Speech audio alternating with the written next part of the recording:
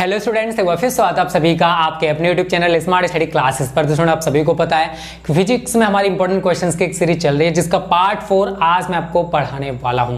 तो वीडियो बहुत ज़्यादा इंटरेस्टेड होगी, वीडियो को लास्ट तक देखना। हेलो स्टूडेंट्स, तो आप सभी के लिए गुड न्यूज़ है स्टूडेंट्स, क्योंकि नून पर आप सभी के लिए लॉन्च हो चुका है बच्चों PCMB कोर्स, वो भी NCERT बेस्ड। चाहे आप यूपी बोर्ड से हो, बिहार बोर्ड से हो, MP बोर्ड से हो, किसी भी हिंदी बोर्ड से हो बच्चों, ये सभी बच्चों के लिए कोर्स स्टार्ट हो चुका है 30 अगस्त से। और यहाँ पर मैं आपको फिजिक्स पढ़ाने वाला हूँ बच्चों NCERT बेस्ड। NCERT आपको सब कुछ पढ़ाया जाएगा जो भी आपके NCERT फिजिक्स में है, चाहे वो NCERT की एक्सरसाइज हो, NCERT के न्यूमेरिकल्स हो, सब कुछ यहाँ पर आप अनलिमिटेड डाउट्स पूछ सकते हो बच्चों। डेली इंटरेक्टिव लाइव क्लासेस होंगे शाम को 6 बजे और हाई क्वालिटी नोट्स आपको मिलने वाले हैं, वो भी फ्री ऑफ कॉस्ट। 1 रुपया आपको नहीं देना है बच्चों, सब कुछ यहाँ पर फ्री ऑफ कॉस्ट आपको मिलने वाला है। डेली बेसिस पर मेरी क्लास शाम को 6 बजे हुआ करेगी बच्चों। करना आपको कुछ नहीं है, डिस्क्रिप्शन में जो लिंक है वहां से नून ऐप डाउनलोड करो, और मैंने ग्रुप की लिंक भी दे रखी है वहां से बच्चों, उस ग्रुप को भी ज्वाइन कर लेना, क्योंकि फ्री क्लासेज हैं, फ्री सब कुछ मिल रहा है, तो टाइम वेस्ट मत करो। तो मिलते हैं बच्चों 6 बजे, जरूर ज्वाइन करना। ओके स्टूडेंट्स, करना। देखो, इस सीरीज को चलाने का रीजन है आपको पता पड़ना चाहिए कि किस चैप्टर में कितने क्वेश्चंस इंपॉर्टेंट हैं। आप उन इंपॉर्टेंट क्वेश्चंस की भी तैयारी करते चले जाओ, क्योंकि देखो लास्ट टाइम पे अगर आप इंपॉर्टेंट क्वेश्चंस पढ़ोगे तो इतने अच्छे तैयार नहीं हो पाएंगे जितने अब हो जाएंगे। और ये क्वेश्चंस मोस्ट इंपॉर्टेंट हैं। अगर आपको बोर्ड परीक्षा में क्वेश्चंस देखने को मिलेंगे तो इन्हीं में से देखने को मिलेंगे, टेंशन मत लेना, ठीक है। चलो स्टूडेंट, देखो आज का पहला क्वेश्चन है कि किसी सेल का जो आंतरिक प्रतिरोध है, इंटरनल रेजिस्टेंस है, उसकी एक तो हमें परिभाषा बतानी है, और दूसरा है कि सेल का जो आंतरिक प्रतिरोध है वो किन किन बातों पर निर्भर करता है। तो यहां पर लिखोगे आप आंसर नंबर 1। तो सबसे ऊपर आप हेडिंग लगा लो सेल का आंतरिक प्रतिरोध। सेल का, आज की वीडियो थोड़ी सी बड़ी होगी, ठीक है, पूरा देखा करो वीडियो को। आपको पूरा कॉन्सेप्ट तभी क्लियर होगा जब स्टूडेंट आप वीडियो को पूरा देखोगे। इंग्लिश में लिखना चाहते हो तो लिख सकते हो internal resistance of a cell. तो यहां लिखोगे सेल के अंदर विद्युत अपघट्य या वैद्युत अपघट्य, जो लिखना चाहते हो लिख सकते हो।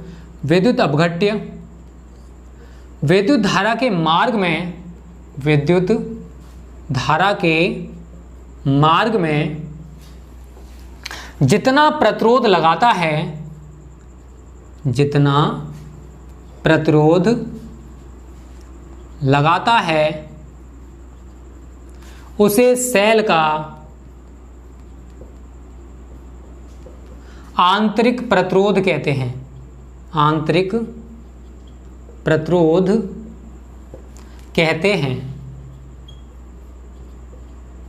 इसे स्मॉल r से प्रदर्शित करते हैं। किससे? स्मॉल r से प्रदर्शित करते हैं।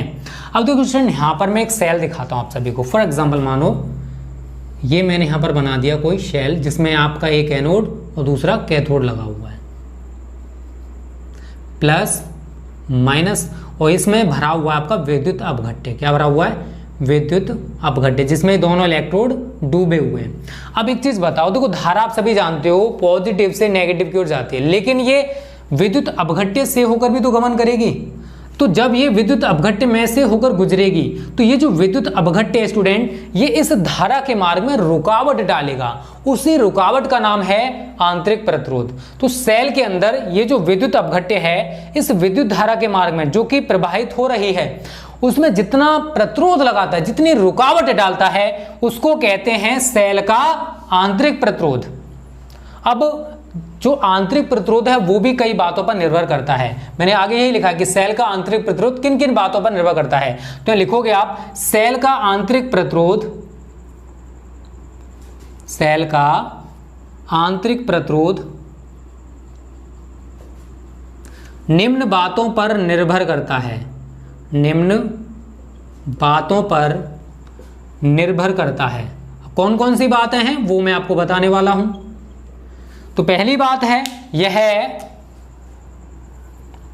प्लेटों के बीच की दूरी के अनुक्रमानुपाती होता है। ये दोनों प्लेट दिखाई दे रही हैं, इनके बीच का डिस्टेंस जितना कम होगा, आंतरिक प्रतिरोध का मान भी उतना ही कम होगा। अगर हमने डिस्टेंस को बढ़ा दिया तो धारा को ज्यादा ट्रेवल करना पड़ेगा। अब एक इलेक्ट्रोड यहां पर है, एक इलेक्ट्रोड यहां पर है, और धारा जब यहां से यहां तक आएगी तो उसको ज्यादा मार्ग तय करना पड़ेगा, और जब ज्यादा मार्ग तय करेगी तो उसका आंतरिक प्रतिरोध भी बढ़ जाएगा। और डिस्टेंस अगर कम है तो धारा को मार्ग कम तय करना पड़ेगा, इसका मतलब आंतरिक प्रतिरोध का मान घट जाएगा। तो इसका मतलब क्या है कि सेल का आंतरिक प्रतिरोध प्लेटों के बीच की दूरी के अनुक्रमानुपाती होता है। तो यहां पर यही लिखोगे, यह है प्लेटों के बीच की दूरी के, प्लेटों के बीच की दूरी के अनुक्रमानुपाती होता है, अनुक्रमानुपाती, प्रोपोर्शनल, अनुक्रमानुपाती होता है।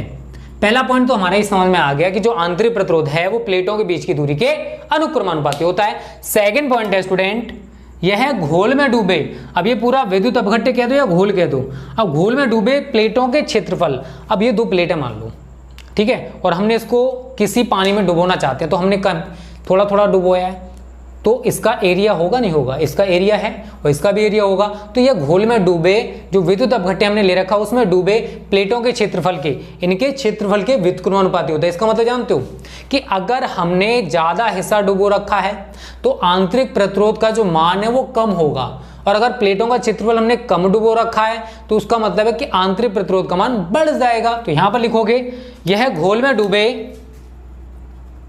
यह घोल में डूबे प्लेटों के क्षेत्रफल के, प्लेटों के क्षेत्रफल के व्युत्क्रमानुपाती होता है, रेसिप्रोकल होता है, व्युत्क्रमानुपाती होता है। दूसरा पॉइंट हमारा ये हो गया क्लियर, समझ में आ गया होगा उम्मीद करता हूं। तीसरा पॉइंट है स्टूडेंट, घोल की सांद्रता बढ़ाने पर इसका मान बढ़ जाता है। जो घोल हमने विद्युत अपघट्य ले रखा है, अगर हमने इसकी सांद्रता बढ़ा दी, अगर मैं चीनी की बात करता हूं, चीनी को हमने पानी में घोला, अब पानी की मात्रा ज्यादा और चीनी की मात्रा कम है, तो क्या होता है, उंगली आसानी से घूम जाती है। अब कर दो, चीनी की मात्रा को बढ़ा दो, जैसे मैं कहूं कि 1 लीटर पानी में आपने पहले ले रखी थी 50 ग्राम चीनी, अब उस चीनी को कर दो स्टूडेंट 400 ग्राम।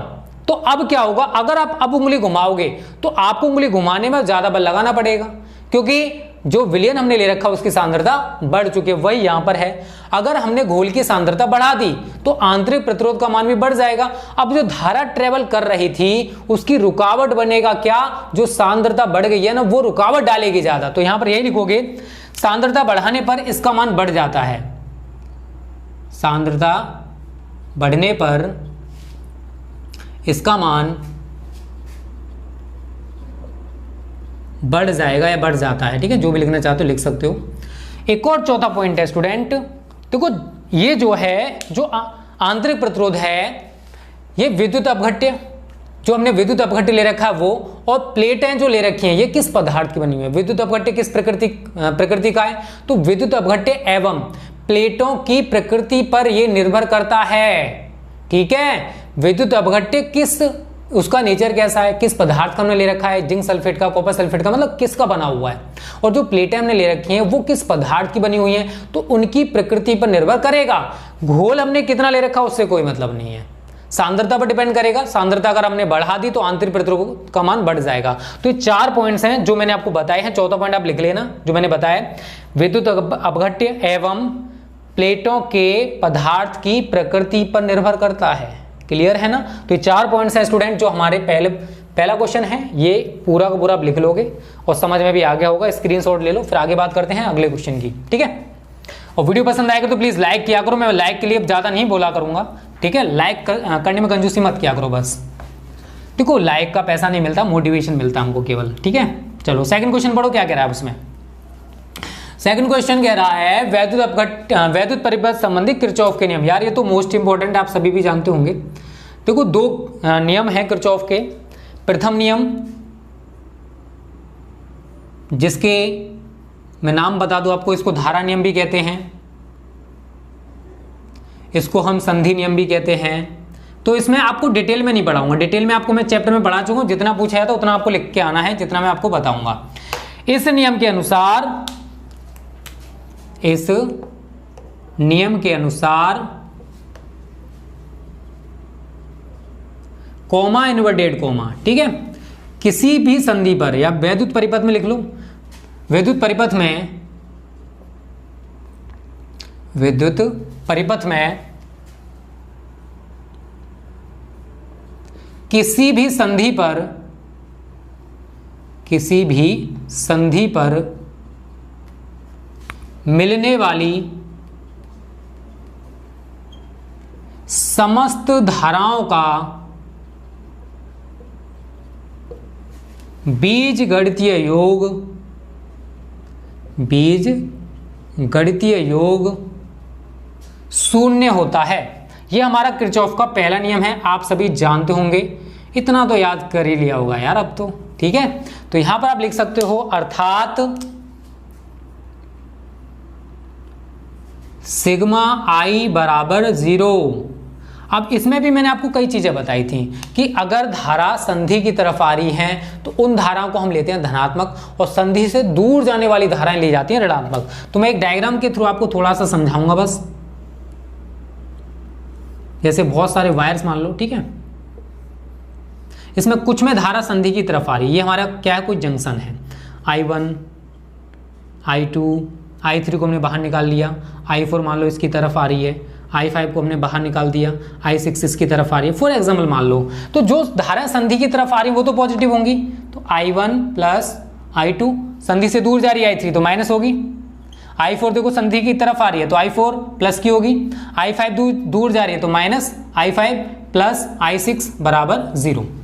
अब आगे क्या कर सकते हो, I1 plus I2 plus I4, देखो I4 हमारा पॉजिटिव है, I6 भी हमारा पॉजिटिव है, तो I4 प्लस I6, और जो नेगेटिव धाराएं थी मैं दूसरी तरफ ले गया इनको, I3 प्लस I5। तो यहां पर पता है कि निष्कर्ष निकल के आ जाता है, क्या निकल के आता है जानते हो, कि I1, I2, I4 और I6 के द्वारा जितनी धारा संधि पर आई थी उतनी धारा I3 और I5 के द्वारा बाहर चली गई। तो क्या संधि पर धारा बची? नहीं बची।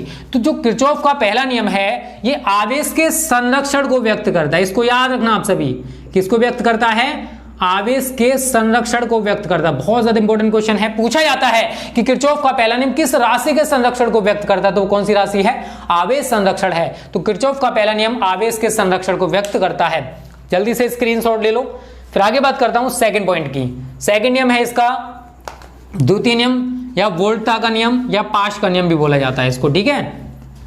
किसी भी नाम से पूछा जाए किरचॉफ का वोल्टता नियम लिखिए तो आपको सेकंड लॉ लिखना है, ना कि फर्स्ट। क्लियर है? चलो, किरचॉफ का द्वितीय नियम जिसको कहते हैं हम लोग वोल्टता नियम, क्या कहा जाता है इसको? वोल्टता नियम। अब जानते हैं यार वोल्टता नियम क्या होता है। देखो, इस नियम के अनुसार कॉमा इन्वर्टेड कॉमा किसी बंद पाश के पाश मतलब कोई खंड, किसी बंद पाश के विभिन्न खंडों में बहने वाली धारा, विभिन्न खंडों में बहने वाली धारा एवं इनके संगत प्रतिरोधों के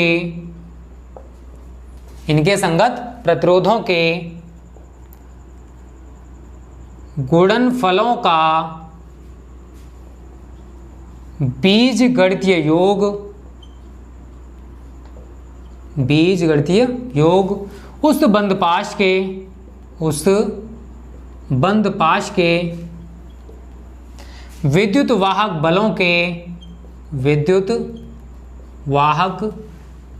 बलों के बीजगणितीय योग के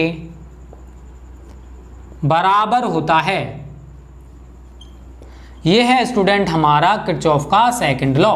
तो आपसे केवल उसने सेकंड लॉ और पहला नियम पूछा है, तो यहां पर आप लिख दोगे अर्थात सिग्मा आई आर बराबर सिग्मा ई आपको पूरे मार्क्स मिल जाए, आपको पूरा नहीं करने की जरूरत। मैंने आपको पूरा पढ़ाया था जब ये चैप्टर पढ़ाया था, तो अगर आपको पूरा पढ़ना है तो चैप्टर में आके पढ़ सकते हो। हमसे जितना पूछा है उतना हमने आंसर बता दिया कि किसी बंदपाश के, कोई बंदपाश है, उसके विभिन्न खंडों में बहने वाली धारा अर्थात आई और उसके संगत, इस धारा के संगत प्रतिरोधों के गुणनफल, आई और आर का क्या हो रहा मल्टीपल, तो इन दोनों के गुणनफलों का बीजगणित योग उस बंदपाश के विद्युत वाहक बलों के बीजगणित योग के बराबर होता है। तो आप इसी से पूरी की पूरी डेफिनेशन भी बना सकते हो, रटना नहीं यार, समझना है।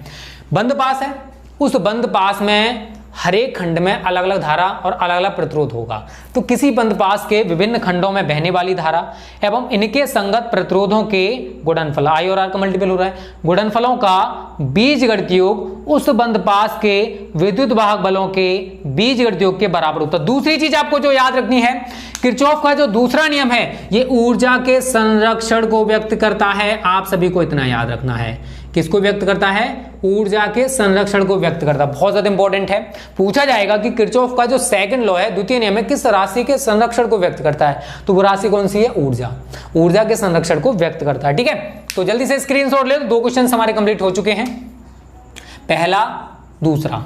ठीक है, तीसरा पढ़ो, क्वेश्चन क्या कह रहा है, हम सेल का विद्युत वाहक बल नापने के लिए वोल्टमीटर की अपेक्षा विभव मापी को क्यों वरीयता देते हैं। तो जितनी भी, देखो अगर हम विभव सेल का विद्युत वाहक बल मापना चाहते हैं तो हम किसके द्वारा मापेंगे, एक तो वोल्टमीटर है, दूसरा हमारे पास विभव मापी। तो वोल्टमीटर से न मापने का एक रीजन होता है, वो मैं आपको आज बता देता हूं।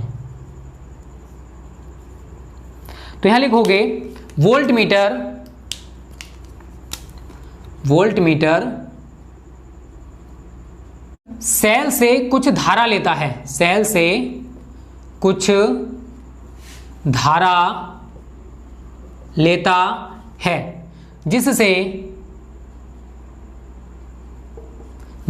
सेल के सिरों के बीच विभवांतर, सेल के सिरों के बीच विभवांतर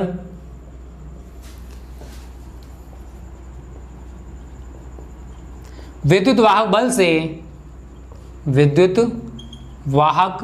बल से कम हो जाता है, कम हो जाता है।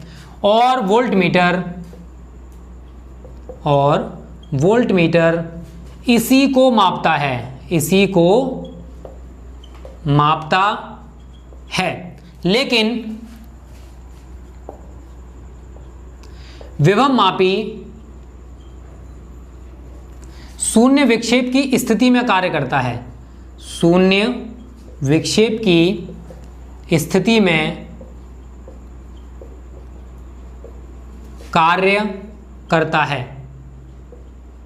शून्य विक्षेप की स्थिति का मतलब जानते हो, मतलब ये उस टाइम पे कार्य करता है, ये उस स्थिति में कार्य करता है कि ये विभव मापी कोई भी धारा ले नहीं सकता है, क्योंकि शून्य विक्षेप की स्थिति है, उस कंडीशन में तो धारा प्रवाहित ही नहीं होगी। या फिर हम कह सकते हैं कि विभव मापी खुले परिपथ में कार्य कर रहा है। यही रीजन है कि विभव मापी के द्वारा जो भी वैल्यू मापी जाती है वो एकदम एक्यूरेट होती है। इसी वजह से विभव मापी को यहां लिखोगे शून्य विक्षेप की स्थिति में कार्य करता है। इसी कारण यह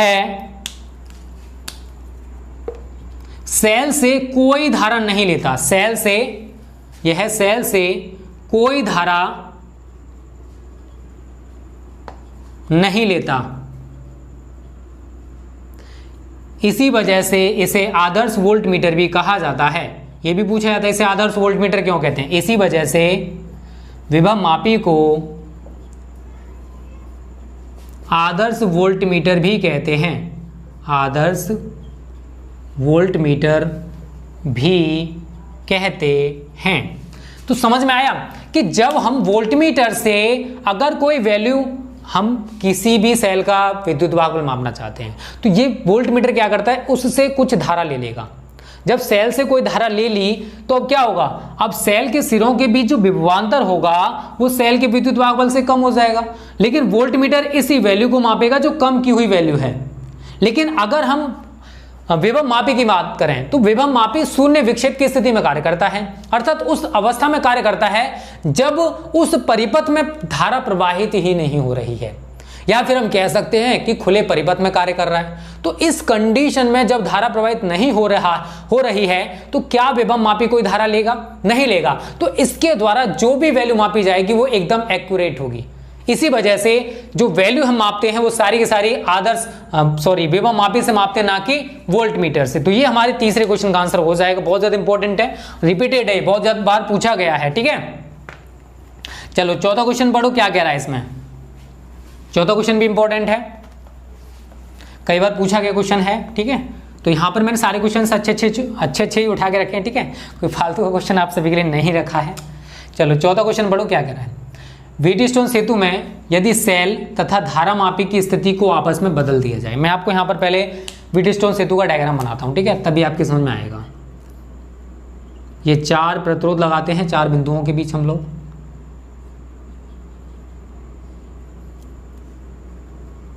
आप सभी ने इसको तो तैयार कर ही लिया होगा क्योंकि इंपॉर्टेंट है, इसमें न्यूमेरिकल्स भी आते हैं बहुत ज़्यादा।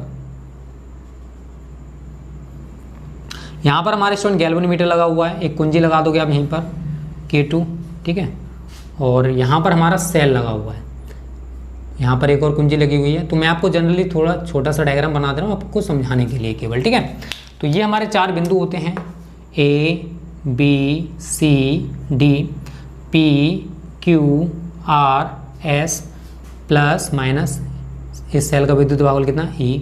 I धारा जा रही है, I1 इधर हो जाएगी और I2 हमारी इधर। आप सभी जानते हो, बता चुका हूँ, I1 और I2 क्लियर है। ये हमारी कुंजी K2 है। अब स्टूडेंट देखो वो क्या कहना चाहता है, वो कहना चाहता है कि अगर सेल तथा धारा मापी की स्थिति को बदल दिया, जहां पर हमने सेल लगा दिया और यहां पर हमने धारा मापी लगा दी, तो एक चीज आप समझ लो, देखो अगर हम सेल और धारा मापी की स्थिति को बदल दें तो कोई भी असर नहीं पड़ेगा। क्यों नहीं पड़ेगा उसका रीजन बता दूं। देखो 2 विकर्ण हैं, ठीक है, एक विकर्ण तो हमारा AC है और दूसरा विकर्ण हमारा BD है। 2 विकर्ण हैं, एक विकर्ण से हमने सेल जोड़ रखा है, दूसरे विकर्ण से हमने धारा मापी जोड़ रखा है। अगर एक बिंदु पर, एक विकर्ण के एक बिंदु पर अगर विभव कुछ है तो किसी भी बिंदु की बात करूं मैं, सभी बिंदु, क्योंकि शून्य विक्षेप की स्थिति में हम सारी की सारी चीजें करते हैं, तो जितना विभव यहां पर है उतना यहां पर होगा, उतना यहां पर होगा, उतना यहां पर होगा। तो अगर हमने धारा मापी और सेल की स्थिति को आपस में बदल दिया तो भी स्टूडेंट संतुलन की स्थिति पर कोई भी प्रभाव नहीं पड़ेगा। क्लियर है सभी को? बहुत ही अच्छा क्वेश्चन है, रिपीटेड क्वेश्चन है, पूछा गया है। तो यहां लिखोगे व्हीटस्टोन सेतु में यदि सेल तथा धारा मापी की स्थिति को आपस में बदल दिया जाए तो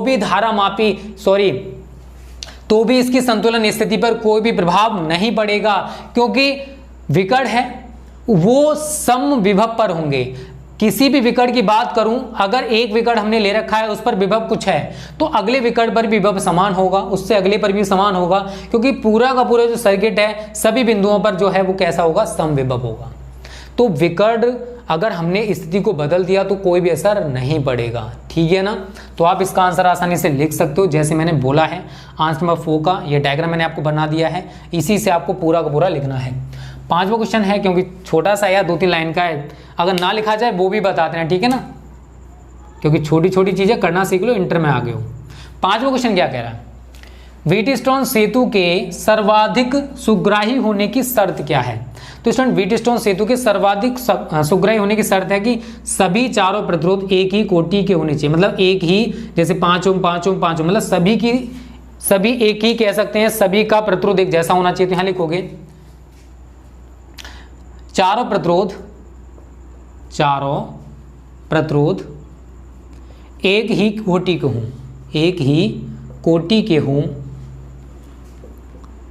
तो व्हीटस्टोन सेतु सर्वाधिक सुग्राही होगा, सर्वाधिक सुग्राही होगा। क्लियर सभी को?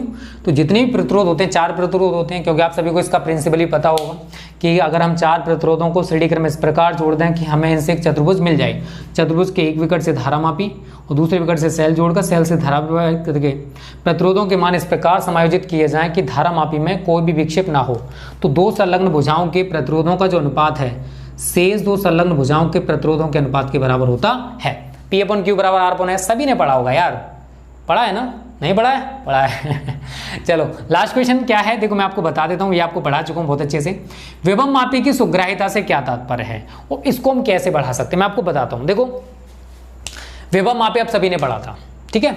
विभव मापी के तार पर धारा मापी है हमारा अविक्षेप की स्थिति में, और उस कंडीशन में अगर हमने जॉकी को थोड़ा सा इधर उधर कर दिया और धारा मापी में बहुत अधिक विक्षेप आता है, धारा मापी में बहुत अधिक विक्षेप आता है, तो विभव मापी हमारा सुग्राही कहलाएगा। क्या कहलाएगा? विभव मापी हमारा सुग्राही कहलाएगा। और विभव मापी की जो सुग्राहिता है वो विभव प्रवणता पर निर्भर करती है। किस पर? विभव प्रवणता पर। ये छठे क्वेश्चन का आंसर बता रहा हूं आपको, इनके कोई आंसर लिखने हैं खुद, ठीक है ना। K बराबर E/L। विभव मापी की जो सुग्राहिता है इस विभव प्रवणता पर निर्भर करती है। तो अगर हमें इसको बढ़ाना है, सुनना मैं जो चीज समझाऊंगा, विभव मापी की सुग्राहिता को अगर हम बढ़ाना चाहते हैं तो विभव प्रवणता जितनी कम होगी विभव मापी हमारा उतना ही अधिक सुग्राही होगा। और विभव प्रवणता अगर हम कम करना चाहते हैं तो हम तार की लंबाई को बढ़ाना पड़ेगा, क्योंकि L का मान जितना ज्यादा होगा K का मान उतना ही कम होगा, विभव मापी हमारा उतना ही अधिक सुग्राही हो जाएगा। और यही कारण है कि विभव मापी में एक तार नहीं होता है, बल्कि 10 या 12 तारों को श्रेणी क्रम में जोड़ देते हैं। अब 10 या 12 तारों को श्रेणी क्रम में जोड़ दिया है तो इसका मतलब क्या है कि विभव प्रवणता का मान बहुत ज्यादा कम हो जाएगा। जब विभव प्रवणता का मान बहुत ज्यादा कम हो गया तो विभव मापी हमारा सुग्राही कहलाए, या कह सकते हैं विभव मापी की सुग्राहिता बढ़ जाएगी। क्लियर सभी को? तो बहुत ही सिंपल सा आंसर मैं आप सभी को लिखा चुका हूँ बहुत डिटेल में। अगर आपने इस वीडियो को ना देखा हो तो देख सकते हो, यहाँ पर तो मैं आपको समझाने की कोशिश कर रहा हूँ जिससे आपका एक बार रिवीजन हो जाए। तो ये 6 इंपॉर्टेंट क्वेश्चन हैं, रिपीटेड हैं। इसका आंसर आप लिखोगे और इसका आंसर आप लिखोगे। अगर ना लिखा जाए तो बता, एक बार फिर समझा देता हूँ। विभव मापी के तार पर जो कि विभव मापी का तार है, विभव मापी के तार पर धारा मापी में अविक्षेप की स्थिति में जॉकी को थोड़ा सा इधर उधर करने पर यदि धारा मापी में बहुत अधिक विक्षेप आता है तो विभव मापी हमारा सुग्राही कहलाएगा। विभव मापी की सुग्राहिता विभव प्रवणता पर निर्भर करती है। विभव प्रवणता जितनी कम होगी विभव मापी हमारा उतना ही अधिक सुग्राही होगा। विभव प्रवणता कम करने के लिए विभव मापी के तार की लंबाई को बढ़ाना होगा। यही कारण है कि विभव मापी में एक तार की जगह बड़ा है, ठीक है ना। इसको आप लिख लेना, मैं लिखा चुका हूँ। 10 या 12 तारों को श्रेणी क्रम में जोड़ देते हैं। ऐसा करने से क्या होता है? तार की लंबाई बढ़ जाती है, और जब लंबाई बढ़ेगी तो उसका जो K का मान है, विभव प्रवणता का मान है, वो कम हो जाएगा और विभव मापी की सुग्राहिता बढ़ जाएगी। तो ये 6 इंपॉर्टेंट क्वेश्चन हैं। उम्मीद करता हूँ ये आपको पसंद आए होंगे, अच्छे लगे होंगे। किसी भी क्वेश्चन में डाउट हो कमेंट कर देना, डिसलाइक मत करना, इतना कर सकते हो ना।